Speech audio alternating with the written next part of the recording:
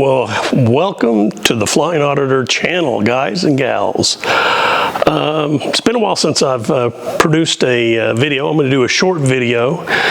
There's an attorney out there that has done, he's out of Texas, that really goes into detail about something I am extremely knowledgeable about, considering I've got over 30,000 hours doing it. And probably close to 300 to 500 searches, and that is drug dog canine searches. And I've trained a lot of dogs, handled a lot of dogs, got a lot of hours behind a dog and a badge and a gun. So I'm going to interface myself into the video that I'm going to show you. But this is something that all of us in the 1A community, as Bill of Rights practitioners, which we all should be, but ones most specifically that have cameras and decide to do this out there pretty frequently. But this is something you need to be aware of, and every state has its subtleties, and I'm going to even include case law that went up to the Supreme Court. And I'm going to strongly advise you print it, read it, understand the subtleties and nuances when you are at a traffic stop and the time after the traffic stop, etc., etc., etc. So I just wanted to share with you that there's a canine search video coming from a lawyer. I think he did, I don't know how old the video is, but the information is very germane today, and it applies to everybody that drives the vehicle. So this is the Flying Auditor.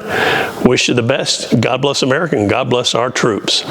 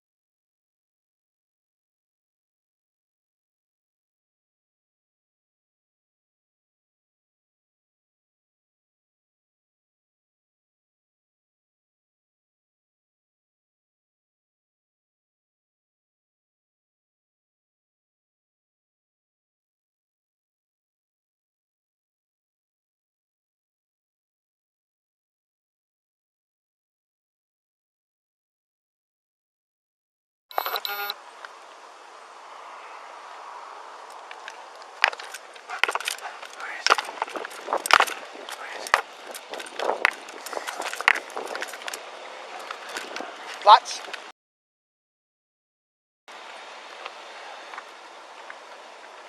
Find it.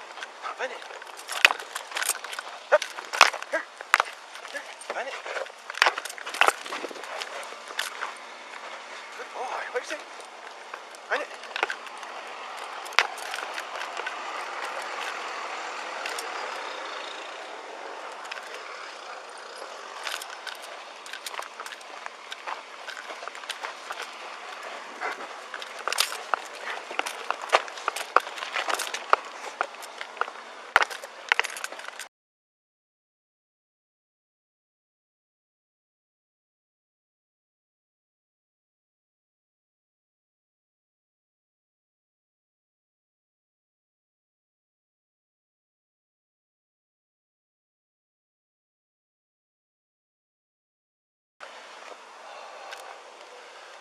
Good boy, good boy.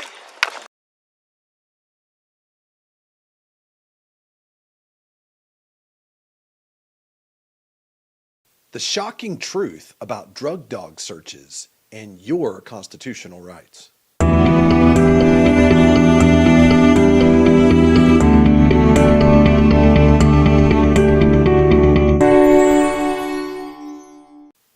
Hi, I'm Jeff Hampton with the Hampton Law Firm. Today I want to talk about drug dog searches.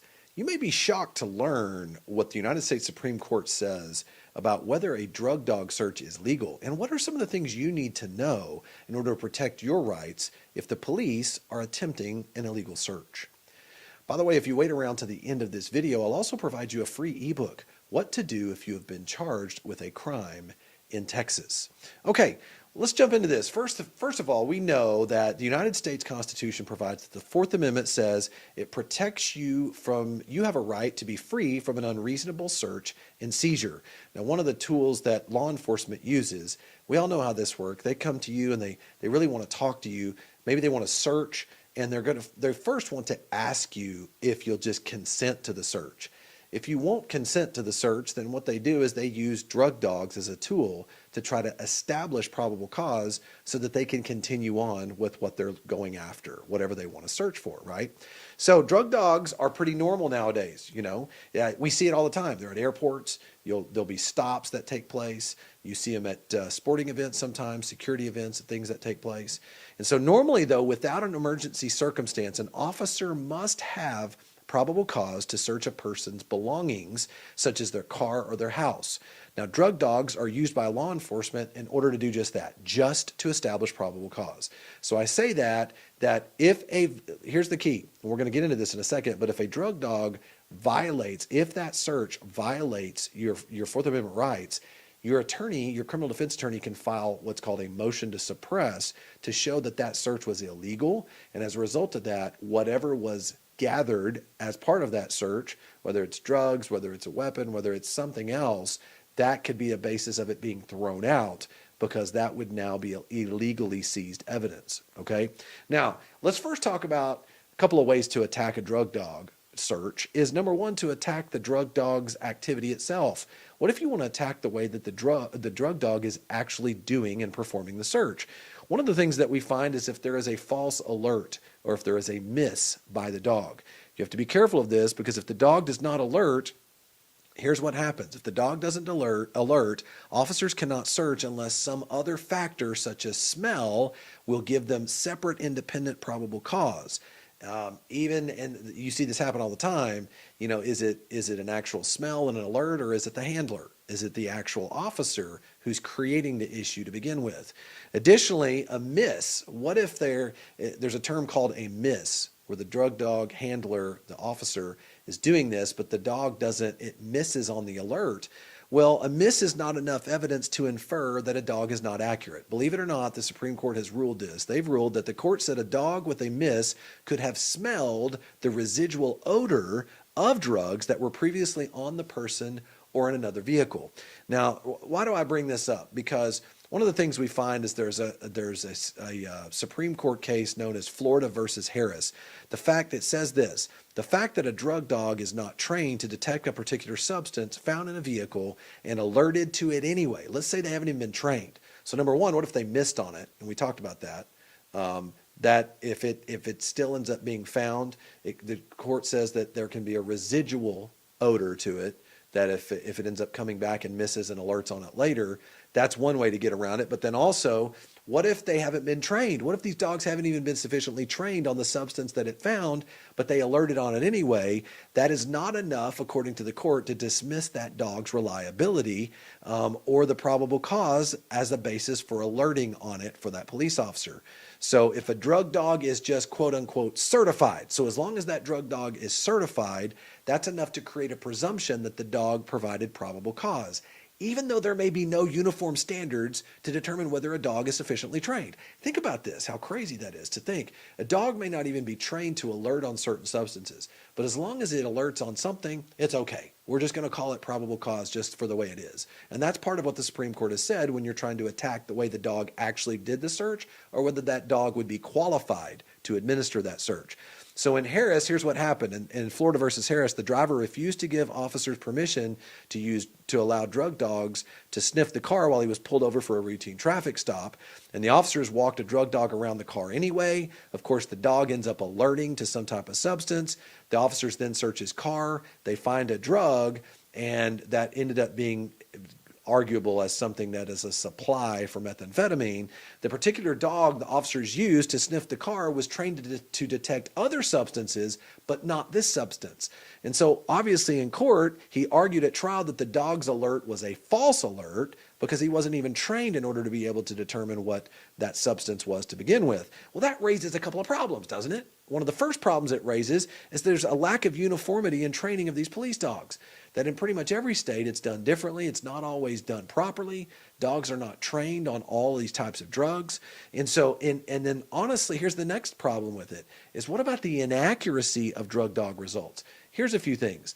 only 44% in a Chicago Tribune study, they found that only 44% of dog alerts led to the discovery of actual paraphernalia or drugs. Now, this brings up a couple of issues. One, why could this be the case?